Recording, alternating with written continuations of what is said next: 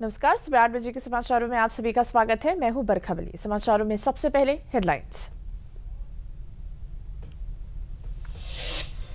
PM Modi ने वाराणसी में 3,880 करोड़ रुपए से अधिक की परियोजनाओं की दी सौगात। कई परियोजनाओं का किया लोकार्पण और शिलान्यास।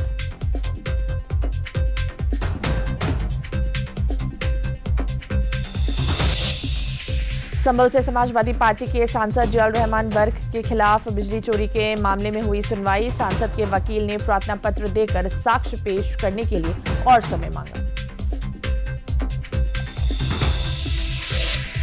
कल की पीठाधीश्वर आचार्य प्रमोद कृष्णम ने जनपद मुरादाबाद में एक कार्यक्रम में वक्फ संशोधन विधेयक कानून का विरोध करने वालों पर जुबानी हमला बोलते हुए कहा कि वक्फ अब अतीत हो चुका है। लखनऊ में Akhil Bharatiya police handball cluster championship 2024-25 का समापन समारोह आयोजित किया गया। समापन समारोह में डीजीपी प्रशांत कुमार शामिल हुए। और देश भर में आज श्री हनुमान जन्मोत्सव मनाया जा रहा है। इस पावन मौके पर भक्त हनुमान के दर्शन और पूजन के लिए भारी संख्या में पहुंच रहे हैं।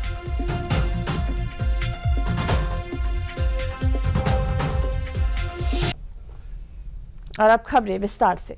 पीएम मोदी शुक्रवार को अपने संसदीय क्षेत्र वाराणसी के 50वें दौरे पर पहुंचे। किसी पीएम का अपने संसदीय क्षेत्र में 50वीं बार आना अपने आप में एक रिकॉर्ड है। पीएम के वाराणसी पहुंचने पर सीएम योगी ने गर्मजोशी से अगवानी की। आपको बता दें कि सीएम योगी के नेतृत्व वाली उत्तर प्रदेश सरकार के 8 साल पूरे होने के बाद पीएम मोदी का ये पहला वाराणसी दौरा है। अपने 50वें काशी दौरे पर पीएम मोदी ने सौगातों की पूरी झोली खोल दी। काशी हमार हो, हम काशी का है।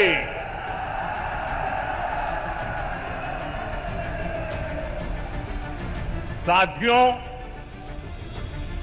कल हनुमान जन्मोत्सव का पावन दिन है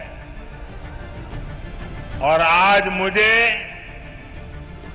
संकट मोचन महाराज की काशी में आपके दर्शन का सौभाग्य मिला है। पीएम मोदी शुक्रवार को अपने संसदीय क्षेत्र वाराणसी के 50वें दौरे पर पहुंचे।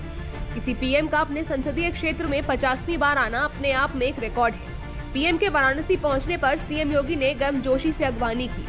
आपको बता दें कि सीएम योगी के नेतृत्व वाली उत्तर प्रदेश सरकार के 8 साल पूरे होने के बाद पीएम मोदी का ये पहला वाराणसी दौरा है। अपने 50वें काशी दौरे पर पीएम मोदी ने सौगातों की पूरी झोली खोल दी। पीएम मोदी ने सेवापुरी विधानसभा के मेहंदीगंज में एक विशाल जनसभा को किया संबोधित। 3,884 करोड़ रुपए की परियोजनाओं की सौगात दी। सड़क, बिजली, शिक्षा, जल और पर्यटन से जुड़ी परियोजनाओं की आधारशिला रखी। 1.5 दर्जन जीआई उत्पादों को प्रमाण पत्र वितरित किए। वरिष्ठ नागरिकों को सौंपे आयुष्मान कार्ड। पीएम मोदी ने परियोजनाओं का उपहार देने के साथ ही वाराणसी की जनता को संबोधित किया। साथियों, आज काशी होकर जो भी जाता है वो यहाँ के इंफ्रास्ट्रक्चर की, यहाँ की सुविधाओं की बहुत प्रशंसा करता है। 10-11 साल पहले इस क्षेत्र में, पूरे पूर्वांचल में इलाज को लेकर जो परेशानियां थी वो भी हम सब जानते हैं। बिल्कुल है, मेरी काशी अब आरोग्य भी बन रही है। पीएम मोदी का ये दौरा केवल एक राजनीतिक यात्रा नहीं बल्कि काशी से जुड़ाव और विकास। पीएम ने न केवल विकास की योजनाओं की नींव रखी बल्कि काशी वासियों को ये विश्वास भी दिलाया कि आने वाला हर दिन काशी के उज्जवल भविष्य की ओर एक और कदम होगा। संभल से समाजवादी पार्टी के सांसद जियाउर रहमान बर्क के खिलाफ बिजली चोरी के मामले में सुनवाई हुई। इस दौरान सांसद के वकील ने प्रार्थना पत्र देकर साक्ष्य पेश करने के लिए और समय मांगा है। मामला 19 दिसंबर का है, जब विद्युत विभाग ने संभल के दीपासराय में स्थित सांसद के आवास पर छापा मारा था। वहां 16 किलोवाट से ज्यादा बिजली की खपत मिली थी, जबकि 2-2 किलोवाट के 2 मीटर लगे थे। एक सांसद जियाउर रहमान बर्क और दूसरा उनके दादा पूर्व सांसद डॉक्टर शफीकुर रहमान बर्क के नाम पर। हैरानी की बात यह थी कि मीटरों में कई महीनों से खपत शून्य दर्ज हो रही थी। जब मीटर की MRI कराई गई तो बिजली चोरी की पुष्टि हुई। अब इस मामले में सांसद के वकील ने बिजली विभाग से साक्ष्य पेश करने के लिए और समय देने की गुजारिश की है। हालांकि विभाग ने अभी समय नहीं दिया है। स्वयं में उनके प्रतिनिधि आगे अपना पूछ सकते हैं। 9 अप्रैल को उन्होंने यहाँ पे दाखिल किया हुआ है पत्र, जिसमें उन्होंने 15 डेज के समय वो मांगा हुआ है, व्यस्तता और वजहों से उन्होंने समय मांगा हुआ 15 डेज का। तो फिर डिसीजन हम लोग लेंगे क्या करना है। थोड़ा सा अपनी साक्ष्य प्रस्तुत करने का और अपनी व्यस्तता का कारण है। कल के पीठाधीश पर आचार्य प्रमोद कृष्णम जनपद मुरादाबाद में एक कार्यक्रम में पहुंचे। इस दौरान उन्होंने वक्फ संशोधन विधेयक कानून का विरोध करने वालों पर जुबानी हमला बोलते हुए कहा कि वक्फ अब अतीत हो चुका है। ये कानून जमीनों पर कब्जा करने की नीयत रखने वालों के ऊपर हमला है। जो भी लोग इसका विरोध कर रहे हैं वो भारत का विरोध कर रहे हैं।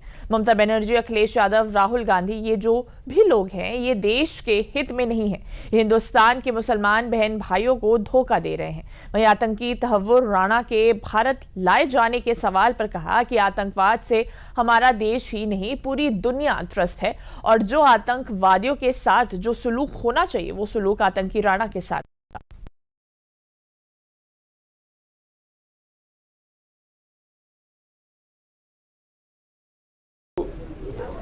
अब वक्फ हो चुका है, वो अतीत हो चुका है और भारत की भूमि पर भारत का अधिकार है। और वक्फ बिल अमेंडमेंट जो हुआ है ये ज़मीनों पे कब्ज़ा करने की नीयत रखने वालों के ऊपर हमला है। इसका विरोध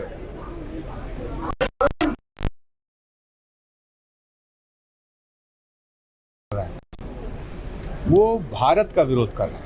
ममता बनर्जी हों, अखिलेश यादव जी हों या राहुल गांधी जी हों, ये जो भी लोग हैं ये देश के हित में नहीं है। हिंदुस्तान के मुसलमान बहन भाइयों को धोखा दे रहे हैं, भड़का रहे हैं, उकसा रहे हैं और उन्हें हिंदुस्तान से अलग करने की साजिश रच रहे हैं। आतंकवाद से हमारा देश नहीं पूरी दुनिया त्रस्त है और आतंकवादियों के साथ जो सुलूक होना चाहिए वो सुलूक राणा के साथ होगा। मुझे इसका पूरा विश्वास है। उनको उनके किए की पूरी सजा भारत के कानून के तहत दी जाएगी। सपा प्रमुख अखिलेश यादव ने अलीगढ़ में भाजपा पर निशाना साधते हुए कहा कि भाजपा का रास्ता नफरत और नकारात्मक सोच से भरा हुआ है। उन्होंने आरोप लगाया कि भाजपा अपनी नाकामियों को छुपाने के लिए समाज में खाई खोदने का काम कर रही है और लोकतंत्र तथा संविधान का अपमान कर रही है। सपा प्रमुख ने कहा कि भाजपा संविधान में बदलाव कर रही है जो उनके लिए सम्मान और अधिकारों का आधार है। उन्होंने मुख्यमंत्री योगी आदित्यनाथ पर भी हमला करते हुए कहा कि उन्हें साइडलाइन कर दिया गया है और दिल्ली से अधिकारियों द्वारा घटनाओं की जानकारी ली जा रही है।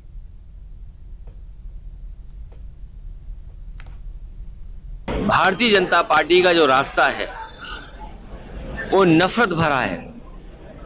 भारतीय जनता पार्टी की राजनीति नकारात्मक है और जब जब अपनी नाकामी उन्हें छिपानी होती है तो कोई ऐसा फैसला लेते हैं जिससे लोगों का ध्यान बढ़ जाए।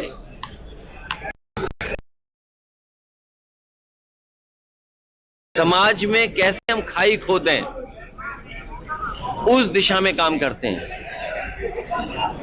लोकतंत्र को और संविधान को और बाबा साहब भीमराव अम्बेडकर जी का दिया हुआ संविधान समय समय पर ये उसको नहीं मानते हैं। योगी सरकार के 8 साल पूरे होने पर प्रदेश सरकार के मंत्री दिनेश प्रताप सिंह ने उद्यान विभाग के महत्वपूर्ण विषयों को लेकर राजधानी लखनऊ स्थित उद्यान विभाग ने वरिष्ठ अधिकारियों के साथ वर्तमान और वर्ष 2025-26 कार्यों की समीक्षा की, साथ ही अधिकारियों को निर्देश दिए कि उद्यान के क्षेत्र में वर्ष के अंत तक निर्धारित लक्ष्यों को पूरा किया जाए। हमारे संवाददाता अभिषेक त्रिपाठी ने बात की। योगी सरकार के 8 साल पूरे हो गए हैं और 8 साल बेमिसाल गए हैं। लगातार विभाग के मंत्री भी जो हैं समीक्षा बैठक कर रहे हैं। हमारे साथ बात करने के लिए उद्यान विभाग के मंत्री दिनेश प्रताप सिंह जी हैं। सर, क्या कुछ बैठक थी और क्या कुछ रूपरेखा बनाई गई?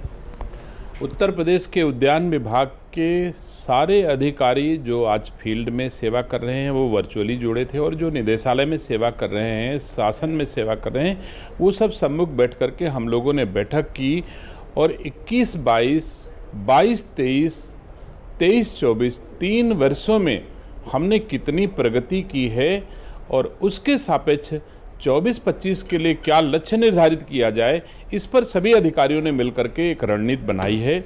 मैं समझता हूं उद्यान विभाग आज की तारीख में लगभग सर्वोच्च स्थान पर है। उद्यान विभाग के कालखंड में सबसे ज़्यादा सेवा करने का, सबसे गुणवत्तापरक सेवा करने का, सबसे अधिक सब्जियों का निर्यात करने पर, सबसे अधिक सब्जियों के उत्पादन पर आज की तारीख में उद्यान विभाग पहुंचा है। और मैं उम्मीद करता हूं कि 2025 में यह और ऊंचाइयों पर होगा। उत्तर प्रदेश के यशस्वी मुख्यमंत्री जी के नेतृत्व में, देश के प्रधानमंत्री जी के संरक्षण में उत्तरोत्तर किसान की समृद्धि का रास्ता हम लोग मजबूती से तैयार कर रहे हैं। सर, अचानक दैविक आपदा आई और किसानों को भारी नुकसान हुआ कि गेहूं की फसल तैयार थी, उसको लेकर सरकार ने क्या कुछ इंतजाम किए गए? उत्तर प्रदेश के यशस्वी मुख्यमंत्री संवेदनशील मुख्यमंत्री हैं।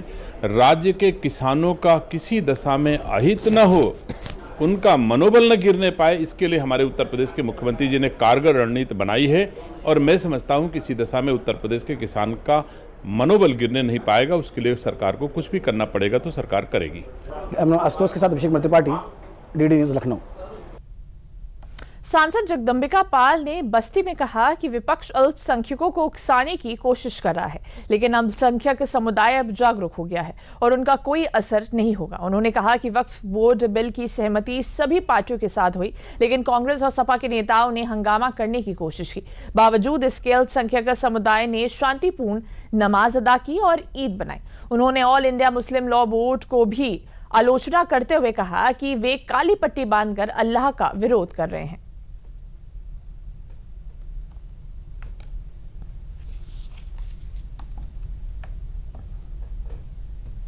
देखिए, वो चाहते ही कि इस देश में हंगामा हो, बदअमनी हो, आंदोलन हो। वो तो उनकी क्या कोशिश थी। अलविदा नमाज को जुमे के दिन काली पट्टी बांधने के लिए कहें, मस्जिद को तो उन्होंने नहीं बख्शा। अगर वो सही मुसलमान है, India Muslim personal law board के, तो उनको अगर आंदोलन करना है, नहीं डरना है, विरोध करना, तो जंतर मंतर है, न कि कोई मस्जिद है। उन्होंने ईदगाह में लोगों से अपील किया कि आप काली पट्टी बांध करके जाएं। अलविदा के जुमा के दिन उन्होंने कहा मस्जिदों में काली पट्टी बांध के जाएं। तो काली पट्टी बांध के अल्लाह के खिलाफ जाएं? मतलब उन्होंने उस मस्जिद की इबादत गाह को भी उन्होंने सियासत गाह बना दिया। तो ये all India Muslim personal law board राजनीति कर रही है। वो सरकार के खिलाफ इस बिल को लेकर के लोगों को गुमराह कर रही है। तो ये मुसलमान के हमदर्द नहीं है। मुसलमान को वोट बैंक समझ करके उनकी उस तरीके से और लोगों को आंदोलित करने की कोशिश कर। मैं देश के अल्पसंख्यकों को बधाई दूंगा कि उन्होंने पूरे देश में ईद भी शांतिपूर्वक मनाई, देश में अलविदा की नमाज भी किया, और कितना भी उकसाने का कोशिश all India Muslim personal law board ने किया, लेकिन लोग उकसावे में नहीं है। आगरा की शाही जामा मस्जिद में शुक्रवार सुबह एक जानवर का कटा हुआ सिर मिलने से हड़कंप मच गया। इस घटना से गुस्साए युवकों ने नमाज के बाद नारेबाजी शुरू कर दी और पुलिस से धक्का मुक्की की।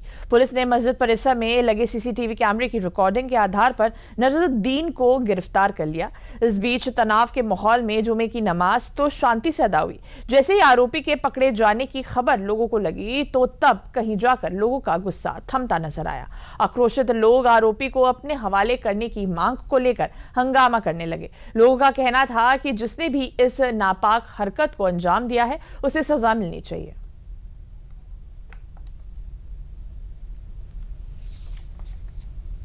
तो जो जानवर का सर था उसको हमने पहले फोर्स को जो है सुपुर्द कर दिया, उसके बाद वहाँ धुलाई वुलाई कराई। लेकिन जो ये घटना की गई है, जिसने भी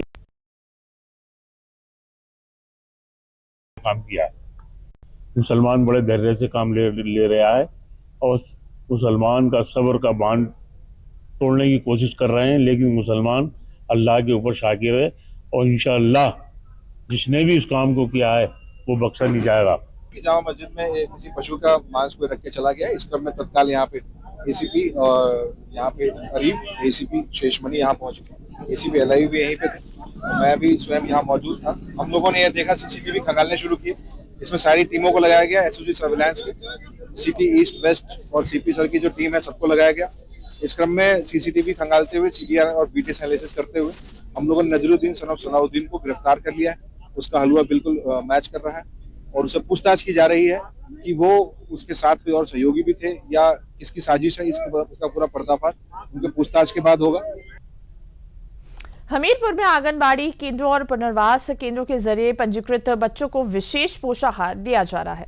वहीं मेरठ में आंगनबाड़ी और आशा बहुएं घर घर जाकर गर्भवती महिलाओं और बच्चों की जांच कर रही हैं।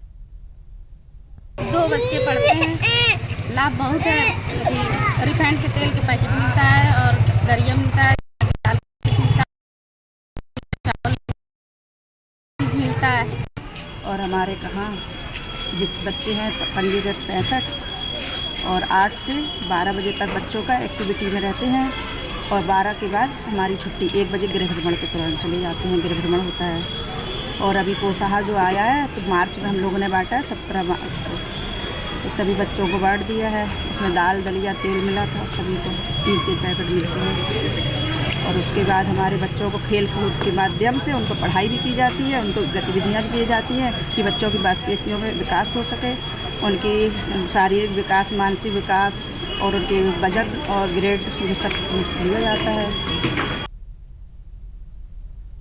वहीं कुपोषित बच्चों को मेरठ के पोषण पुनर्वास केंद्र में भर्ती किया जाता है, जहां मां और बच्चों को 14 दिन तक मुफ्त इलाज, पोषण और आर्थिक सहायता दी जाती है। मुख्य चिकित्सा अधिकारी डॉक्टर अशोक कटारिया के अनुसार पिछले 1 साल में 187 बच्चों को सफल इलाज के बाद घर भेजा जा चुका है। लाभार्थी महिलाओं का कहना है कि सरकार की इस पहल से उनके बच्चों को नया जीवन मिल रहा है। जनपद मेरठ में ये पोषण पुनर्वास केंद्र यानी एनआरसी हमारे जिला चिकित्सालय मेरठ में स्थापित है और यहाँ पे 10 बेड का ये यूनिट है और इसमें हम लोग पिछले वित्तीय वर्ष में हमने 187 बच्चों को यहाँ पे एडमिट करके ट्रीटमेंट दिया है और उनकी जो कुपोषण की अवस्था थी उसके बाहर निकाल कर उनको डिस्चार्ज किया है। यहाँ पे इस सेंटर पे दूर दराज से है और कुपोषित बच्चों में जो दूर दराज से हमारी आशाएं हैं, आंगनबाड़ी है और वहाँ के चिकित्सक है, वो उनको आइडेंटिफाई करके यहाँ के लिए रेफर करते हैं। आंगनबाड़ी वालियों ने बुलाया था, बच्चों का वजन तुलवाया था, कमज़ोर है, यहाँ कमज़ोर की वजह से बच्चे को भेजा, यहाँ ठीक हो जाएगा हमारा बच्चा। यहाँ पे खाना मिलता है, नाश्ते में केला, सेब, दूध, दलिया ये सब मिलता है। बच्चा थोड़ा ठीक है? हाँ, पहले से बहुत सही है। प्रयागराज महाकुंभ इस बार 66 करोड़ से ज्यादा श्रद्धालुओं ने त्रिवेणी संगम में स्नान कर पुण्य कमाया। जो लोग संगम नहीं आ पाए उनके लिए योगी सरकार ने प्रदेश के सभी 75 जिलों में त्रिवेणी का पावन जल पहुंचाया। अब यही पवित्र जल विदेशों तक भी पहुंचने लगा है। पहली खेप में कांच की 1000 बोतलें जर्मनी भेजी गई हैं। ये जल जूना अखाड़े के महामंडलेश्वर स्वामी अवधेशानंद गिरी के माध्यम से वहां भेजा गया। जसरा की नारी शक्ति महिला समिति इस जल की पैकेजिंग कर रही है। समिति की नमिता सिंह ने बताया कि महाराष्ट्र के नागपुर से 50,000 बोतलों का ऑर्डर मिला था, जिसे हाल ही में भेजा गया। इसके अलावा गुवाहाटी असम से आए संत रामदास के टैंकर में भी विभिन्न विभाग ने त्रिवेणी जल भरवाकर रवाना किया। और जो महाकुंभ लगा था उसमें काफी लोग आए थे और नहा स्नान करने के बाद जल अपने साथ ले भी गए। लेकिन अभी बहुत सारे जगह है कि जहाँ से लोग को समय नहीं मिल पाया और नहीं आ पाए किसी कारणवश। अब वहां से क्या है कि लोग चाहते हैं कि पवित्र संगम का जल मेरे घर में रहे, मंदिर में रहे। तो इस तरह के डिमांड हम लोगों को समझ में आने लगी। तो हम प्रेरणा संकुल स्तरीय समिति के द्वारा ये कार्य को हम लोग बनाकर कार्य करने लगे और अभी तक हम लोगों ने अपने ही भारत के कई सारे राज्यों में हम लोगों ने सप्लाई भेजा है। जैसे अभी फिलहाल में हम लोग नागपुर भेजे हुए हैं, नोएडा भेजे हुए हैं और भी जगहों पे गया हुआ है, लोकल में कुछ लोग लिए हैं और उसके साथ साथ विदेशों में भी इसका डिमांड बढ़ गया है। तो आदरणीय मोदी जी और योगी जी का धन्यवाद करते हैं सर कि उन्होंने जो चलाई हम महिला वही अवसर है कि सर कि हम लोग अपने घर से बाहर निकले हैं और गंगा जल पहुंचाने का सर आदरणीय मोदी जी ने और योगी जी ने सर 75 जिलों में गंगा जल पहुंचाने का कार्य किया है सर। और उन्हीं का कार्य को हम लोग सर अब देश और विदेशों से आर्डर आ रहा है हम लोगों के पास और हम लोगों को एक अच्छा रोजगार मिला है। हम लोग देश और विदेश में गंगा जल की मार्केटिंग कर रहे हैं। समाचारों में आगे बढ़ने से पहले लेते हैं फिर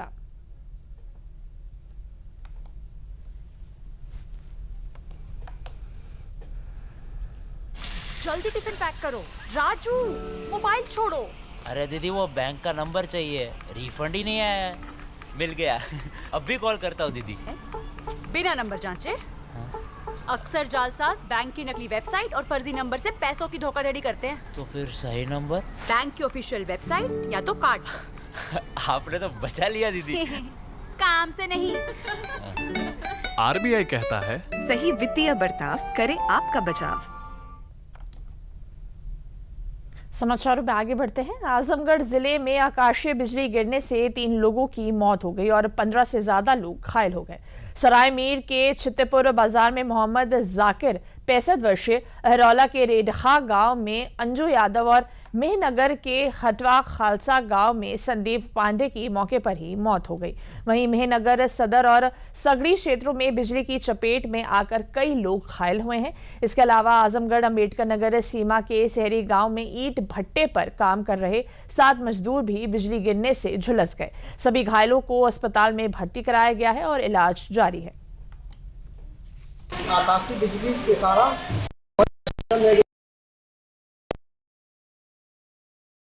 हमारी पत्नी रेशमा देवी, हमारी लड़की लक्ष्मी देवी, हमारी छोटे भाई की पत्नी मनीषा देवी और जो है साथ में हमारी भाभी राम देवी। 7 लोग हैं। 7 लोग आपके घर के ही हैं?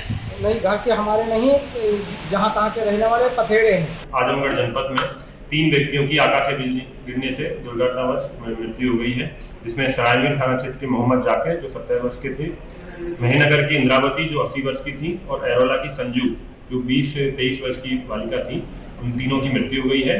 आप सभी को मीडिया के माध्यम से मैं अनुरोध करना चाहता हूँ आगे ऐसी कोई घटना ना हो आपके साथ। इसके लिए तत्काल अगर कोई ऐसी आकाशीय बिजली गिरने की संभावना रहती है तो तत्काल किसी शरण में आ जाए, किसी कार के या भवन के अंदर शरण में आ जाए। बिजली के उपकरणों से थोड़ा दूर रहें, मोबाइल का उपयोग ना करें, खिड़की दरवाजों से दूर रहें। साथ ही भारत सरकार द्वारा दामिनी ऐप का लॉन्च किया गया है, जिसमें 30 से 40 किलोमीटर के अंदर अगर बिजली गिरनी होती है तो उसको पहले से ये सूचना दे देता है।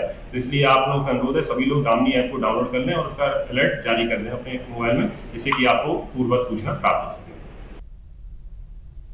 बांदा का गांव जखनी जल संरक्षण की मिसाल बना है। बांदा का एक गांव जो अब जलग्राम के नाम से पहचाना जाता है, यहाँ के ग्रामीणों ने बिना किसी सरकारी सहायता के सामुदायिक सहयोग और पारंपरिक तकनीकों से जल संकट का एक ऐसा समाधान निकाला है कि भीषण गर्मी में भी गांव में पानी की कोई कमी नहीं रहेगी। देखिए हमारी खास रिपोर्ट। बुंदेलखंड के कई गांव गर्मी के दिनों में जल संकट से जूझते हैं, लेकिन बांदा जनपद का एक गांव जो अब जलग्राम के नाम से पहचाना जाता है, यहाँ के ग्रामीणों ने बिना किसी सरकारी सहायता के सामुदायिक सहयोग और पारंपरिक तकनीकों से जल संकट का ऐसा समाधान निकाला कि भीषण गर्मी में भी गांव में पानी की कोई कमी नहीं रहती। बांदा मुख्यालय से करीब 25 किलोमीटर दूर स्थित जखनी गाँव में आज 6 तालाब, 20 कुएं और 2 नाले मौजूद हैं। यहाँ गर्मी के चरम समय यानी मई जून में भी कुओं में 8 से 10 फीट तक पानी होता है और तालाब लबालब भरे रहते हैं। जखनी गांव हमेशा ऐसा नहीं था। पहले यहाँ भी पानी की भारी किल्लत थी। किसान खेती छोड़कर पलायन कर रहे थे, लेकिन कुछ साल पहले गांव के ही कुछ जागरूक युवाओं ने मिलकर एक संस्था बनाई और पारंपरिक जल संरक्षण तरीकों को अपनाते हुए गांव की तस्वीर बदल दी। खेत को समतलीकरण किया, समतलीकरण करके जो मिट्टी के द्वारा हमने में भरा रहा वो पानी धीरे धीरे तो संरक्षण भी हुआ, हमारे खेतों में उपज बढ़ने के कारण हम लोग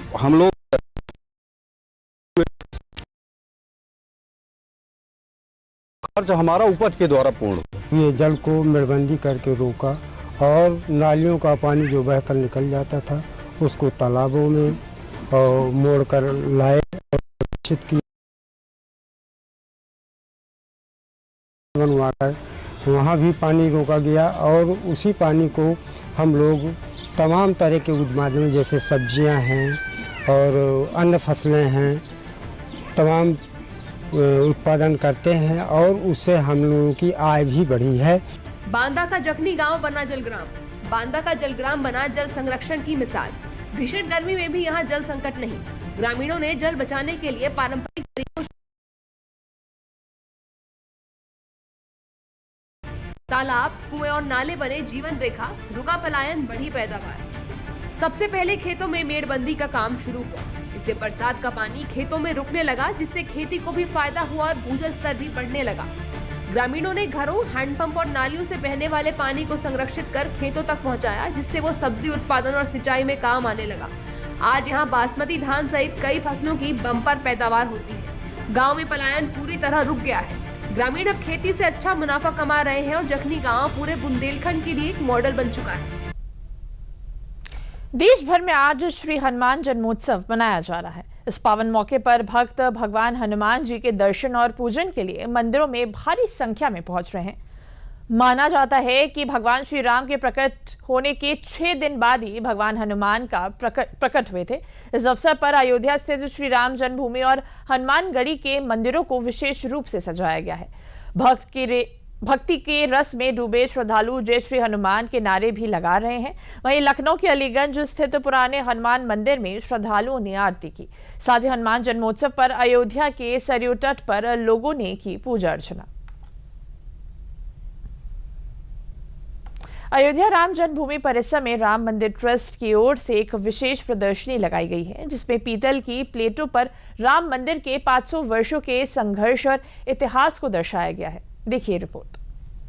तस्वीरों में दिख रही पीतल की ये सुंदर प्लेटें अयोध्या के श्री राम जन्मभूमि मंदिर में राम जन्मभूमि आंदोलन के इतिहास को दर्शा रही है। इन प्लेटों में क्या कुछ खास है, आइए आपको बताते हैं। अयोध्या के राम जन्मभूमि परिसर में राम मंदिर ट्रस्ट की ओर से एक विशेष प्रदर्शनी लगाई गई है, जिसमें पीतल की प्लेटों पर राम मंदिर के 500 वर्षों के संघर्ष और इतिहास को दर्शाया गया है। प्रदर्शनी में राम मंदिर आंदोलन से लेकर निर्माण तक की यात्रा को विस्तार से प्रस्तुत किया गया है। अब भक्तों को राम मंदिर के इतिहास और आंदोलन की जानकारी मिलेगी। राम मंदिर के 500 वर्षों के संघर्ष को अब राम भक्त जान सकेंगे। अयोध्या का श्री राम जन्मभूमि मंदिर न केवल एक अद्वितीय स्थापत्य कला का उदाहरण है, बल्कि ये देश की आस्था, संघर्ष और विजय का प्रतीक बन चुका है। हर ईंट में इतिहास की गूंज है और हर कोने में राम भक्ति की छाया। बदायूं के उसावा थाना क्षेत्र के ग्राम नगरिया चिकन में शुक्रवार शाम एक बड़ा हादसा हो गया है। आतिशबाजी के सामान में विस्फोट से 2 मंजिला मकान ढह गया, जिसमें 2 लोगों की मौत हो गई और 2 गंभीर रूप से घायल हो गए। मलबे में कुछ और लोग फंसे हो सकते हैं, इसलिए रेस्क्यू अभियान देर रात तक जारी रहा। एसएसपी बदायूं डॉक्टर ब्रजेश कुमार सिंह ने बताया कि राहुल नामक व्यक्ति शादियों में आतिशबाजी का सामान बनाता था। उसके घर में बड़ी मात्रा में आतिशबाजी रखी थी, जो किसी शादी में ले जानी थी, लेकिन अचानक आग लगने से यह हादसा हुआ।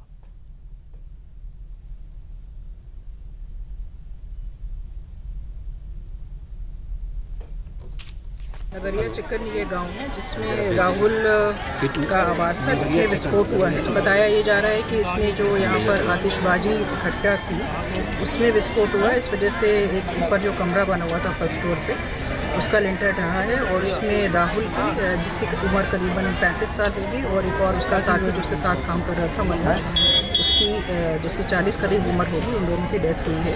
पीआरवी हमारी फायर सर्विस की गाड़ियाँ वो आ गई, एम्बुलेंस आ गए, और जो 2 की तो मृत्यु हो गई यहीं पे मौके पे ही देखा गया। 2 बच्चे घायल हैं, जिनको प्राथमिक उपचार के लिए भेजा गया है। बाकी अभी लगातार जो भी लिंटर गिरा है उसका मलबा हटाने का काम चल रहा है, और लगभग घर में छानबीन हम लोगों ने कर ली है। अब कोई इसमें है नहीं, जो बच्चे थे वो सब बाहर हैं इनके, और आगे भी अभी मलबा हटा के और भी हम लोग छानबीन कर रहे हैं। तो समाचारों में अभी के लिए बस इतना ही। मुझे दीजिए इजाजत। नमस्कार।